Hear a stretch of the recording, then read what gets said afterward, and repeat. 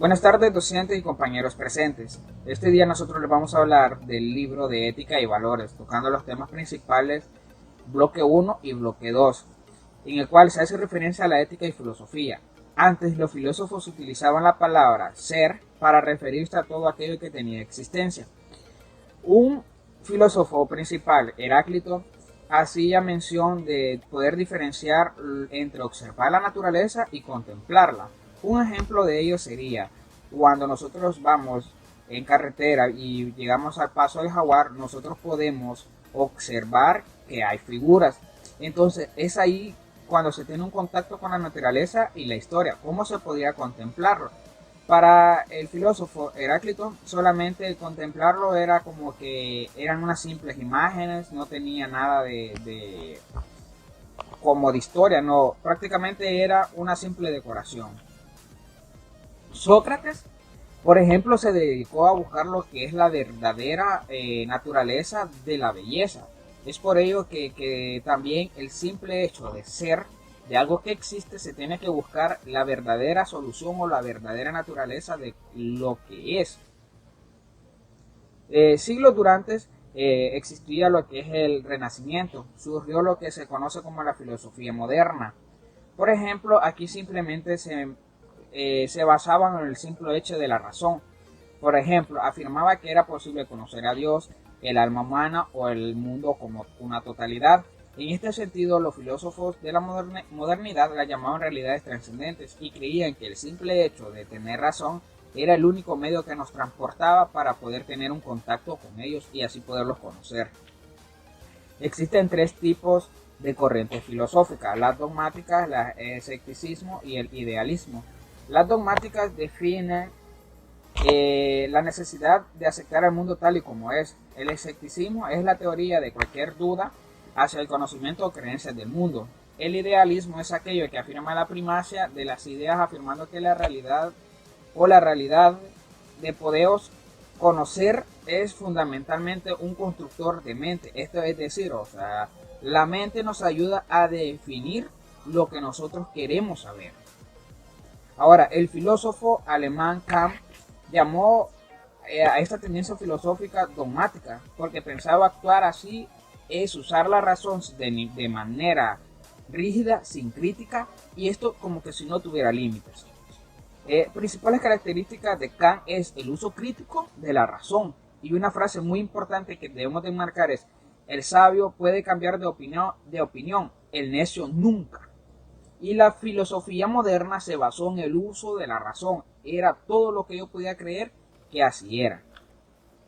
De las tres ideas fundamentales de Kant, la tercera que sale en el libro es la que más se apega a lo que estamos hablando de la filosofía. Si bien no podemos tener conocimiento pleno de la trascendencia porque está fuera del alcance de los sentidos y de la razón humana, sí podemos tener cierto acceso a través de ella mediante la moral. Y la filosofía es un tipo de saber que se aboca a clarificar y fundamentar cualquier tipo de saber. Es más nada decir que el saber es consciente derivado de la reflexión y de la argumentación rigurosa. Concepto de ética. La ética es la rama de la filosofía cuyo quehacer es razonar rigurosamente estos criterios y normas con los que regimos nuestras decisiones. Es decir, mediante la ética nosotros vamos a tener por el proceso de razonamiento dos posibles soluciones, sea bueno o sea malo. Moral es un conjunto de creencias, costumbres y valores de una persona o grupo social que funciona como o para un orientador a la acción. Adolfo Sánchez es un filósofo y dice que la moral es un sistema de normas, principios y valores. Es desde allí donde se apega que la moral es prácticamente lo que nosotros hacemos. Disciplina filosófica está la ontología, epistemología y la lógica. La ontología es más que todo aquello, las entidades que tengan alguna experiencia posible, es decir, estudia todas aquellas cosas que existen. Un ejemplo de ello es el gato, la mesa, los carros, el sol, la luna. La epistemología se hace referencia al sentido común cotidiano de la manera o de la mera opinión. Para ello, las pistas me permitían alcanzar la verdad. La lógica es como un ejemplo claro de: si yo tengo o yo me siento cansado, necesito por lógica tomar un descanso.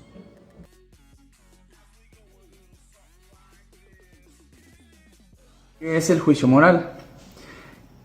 El juicio moral es una facultad humana que consiste en clasificar, por ejemplo, los actos, ya sea buenos o malos, según criterios o valores que la persona tiene. Por ejemplo, si yo soy bondadoso y cometo un acto injusto, por decirlo así, mi conciencia y mi reflexión a ese acto va a ser como un acto de culpa. Entonces a eso se refiere cuando utilizamos el término del juicio moral. O, por ejemplo, una persona mala no va a hacer reflexión de sus actos, ya sea buenos o malos, porque no tiene en sí valores que puedan atribuir que él tiene un juicio moral. Ahora bien, tenemos el siguiente ítem o término, que es el problema ético y los problemas sociales que a lo largo de enfrentamos. Entonces, surgen ciertas preguntas como si robar no es tan grave como pelearse en la calle, cuando, o por ejemplo, la pena de muerte cuando has matado a alguien. Entonces surgen diferentes términos, y para responder a estas preguntas vamos a contextualizar algunos o algunas filosofías de algunos filósofos, valga la redundancia, que han puesto a disposición para responder estas preguntas. El eudemonismo, citado por Aristóteles, que nos dice que esta filosofía consiste en que el bien supremo es la felicidad, donde el ser humano, para ser feliz, tiene que hacer lo que le es propio y así tener un mayor desarrollo dentro de lo que es la sociedad y un mejoramiento de su vida. Otro es las teorías consecuencialistas, que estas, en resumen, sería que el efecto de nuestros actos va a dar el paso a si es moral o no es moral. Según los efectos, ya sean buenos o malos, va a depender o va a dar la pauta de qué tan moral es. El hedonismo. La idea principal de esta teoría filosófica es que el placer es hacer lo bueno, pero no lo placentero sensorialmente, sino lo bueno o el placer espiritual. Hacer las cosas bien, por ejemplo, tener paz interior. Eso es el hedonismo. Utilitarismo plantea que lo bueno es hacer lo útil, y lo útil es lo que beneficia a la mayoría. Esto quiere decir que, por ejemplo, las acciones que yo hago en pro de la sociedad, por ejemplo, ayudar a recoger la basura, ayudar a mis otros amigos y que mis actos beneficien a las otras personas, eso es hacer lo bueno, y eso es el utilitarismo. Congruencia, pensamiento y acción. Muchas decisiones se deben tomar básicamente de lo que uno piensa, de lo que uno reflexiona como persona, y no estar obligado a que otras personas decidan por nosotros. Aunque las decisiones vienen desglosadas o vienen en consecuencia de ciertos factores que pueden influir en estas decisiones y en el comportamiento de nosotros en una sociedad, por ejemplo, que te señala o llena de prejuicios. Esto puede influir el miedo, por ejemplo, las personas de otra orientación sexual que a veces se abstienen de decidir o de dar a conocer su orientación sexual por miedo a que al qué dirán de las otras personas. Así que las decisiones deben ser propias, teniendo nuestra propia paz interior y reflexionando de qué tan mal nos va a afectar a nosotros esas decisiones. Hola y buenas tardes a todos. Yo voy a continuar con lo que es el tema decisión, congruencia, pensamiento y acción. Y es que en cuestiones de ética y moral no hay una fórmula que seguir en cada caso. Resulta ser de que no es como las matemáticas, vaya, que para resolver un ejercicio tenemos una serie de fórmulas o un método para resolverlo.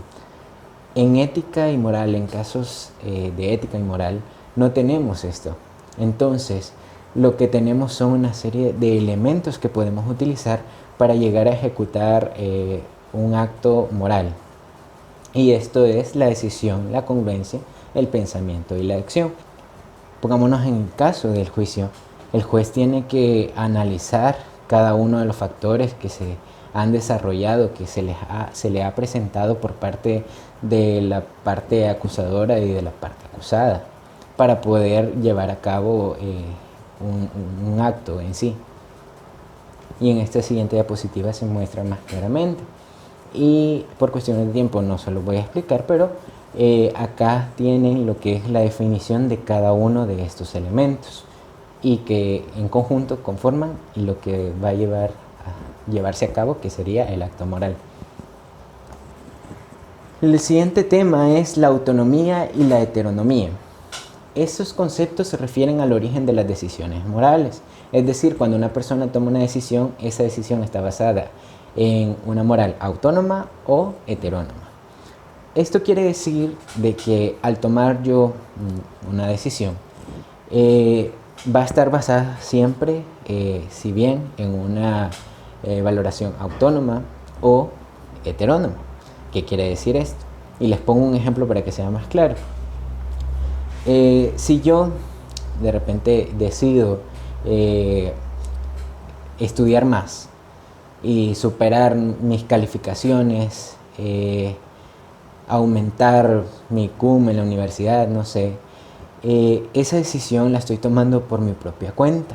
Es decir, yo quiero hacerlo y lo voy a realizar sin tomar en cuenta cualquier otro comentario que venga de mi entorno. Esa sería una decisión autónoma. Bien. Y la decisión heterónoma sería tomar en cuenta comentarios que vengan de mi entorno, de familiares o amigos que me están diciendo: esas notas que llevas son demasiado bajas, no esperaba eso de vos, no sé, comentarios de ese tipo. Entonces yo me pongo a pensar y digo, voy a estudiar un poco más, voy a sacar mejores calificaciones para que no me estén diciendo esto. Entonces eso ya deja de ser un criterio propio y pasa a ser una decisión tomada en la heteronomía. Creo que se entiende perfectamente. El siguiente tema son los valores, los tipos y jerarquías. Los valores los vamos a definir como las actitudes que reconocemos en nosotros mismos y en otras personas, que para nosotros pueden ser importantes y que consideramos en cada momento de tomar una decisión. Nosotros tenemos nuestros valores propios como personas y le damos una importancia significativa, que eso solo lo podemos ver nosotros. Las cuestiones de valores suelen ser muy subjetivas, por decirlo de alguna manera, porque dependen mucho de cada persona, de cómo es cada persona. Entonces, cada persona va a tener valores diferentes o va a practicar valores diferentes. Pero hay diferentes tipos y hay que verlos. Existen los valores universales, los valores relativos, los valores objetivos y los valores subjetivos. Los valores universales son aquellos que no dependen de una cultura, no dependen de una región. Son, como lo dice la palabra, son universales. Se pueden aplicar sin importar en qué región del mundo vivamos o qué cultura practiquemos o de la religión que seamos. Estos valores van a ser aplicables, como lo pueden ser el respeto, la integridad y la vida humana. Los valores relativos, un valor puede perder su carácter absoluto dependiendo de las personas.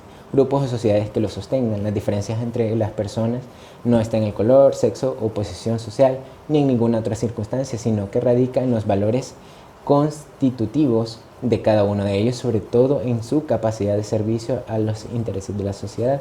Es decir, que estos valores son más enfocados a grupos, vaya. Los valores subjetivos son cualquier objeto o conducta que pueda ser valiosa. Todo depende de la armonización con otras cosas. Los valores subjetivos son valores que están creados por el sujeto y necesitan una objetividad y necesita basarse en los hechos reales. Los valores subjetivos no son aprendidos o no son descubiertos por cada sujeto, sino que es más bien depende de la valoración que le demos a ellos personalmente para poder ejecutarlos, como lo puede ser la beneficencia. Y en esta diapositiva les dejo otros tipos de valores que se desglosan de los anteriores, pero se los pongo acá para explicar la jerarquía de los valores. Y es que al hablar de jerarquía, pues ya sabemos todos que nos referimos a un orden por importancia, por así decirlo en este caso, que sería la jerarquía de los valores, sería la importancia que le damos a cada uno de ellos, cuál está sobre el otro, como por ejemplo en las leyes lo veíamos, que primero está la Constitución, luego están otras normas y demás. La jerarquía de los valores es eso, pero la jerarquía de los valores no hay como un orden universal de cómo deben ser esta jerarquía, porque depende mucho de la persona. Y lo pondré de esta manera. Ya vemos acá que hay valores universales, morales, materiales, espirituales, personales, etc. Entonces, dependerá de cada persona en qué orden los tenga. Pongamos el ejemplo de una persona que sea parte de alguna religión y pongamos que para esta persona los valores espirituales van a estar por sobre los morales o los universales. En cambio, una persona que no sea religiosa, puede ser de que los universales estén primero o los familiares estén primero. Puede ser bastante subjetivo en ese sentido porque depende de cada persona. Eso dependerá mucho de la jerarquía que nosotros tengamos personalmente, la toma de decisiones también y los juicios morales, los juicios de valor que nosotros tengamos, que ya vimos anteriormente. Ahí les pondré un ejemplo de esto. Ahora en clase, recuerdo que el licenciado le hizo una pregunta a nuestro compañero Adonis, que le preguntó cuál es su postura ante los matrimonios igualitarios. Esto es más un juicio moral, pero para incluir lo que son los valores, recordemos que para un juicio moral tiene mucho que ver el cómo vemos nosotros las cosas, nuestros valores y demás, entonces por eso lo incluye en esta parte. Me llamó mucho la atención y es que para una persona, vaya poniéndonos en ese mismo contexto, me incluyo, y yo también soy religioso, cristiano, y entonces para nosotros, o por lo menos en mi caso, los valores espirituales siempre están presentes. En mi jerarquía puede que estén de los primeros. Entonces, él respondió de una manera y yo podría responder también de la misma manera, porque nuestros valores están más orientados a lo espiritual. Creo que me doy a entender. Nuestros juicios morales van a girar en torno a nuestros valores también. Entonces, creo que se entiende, ¿no? Para una persona que sea religiosa,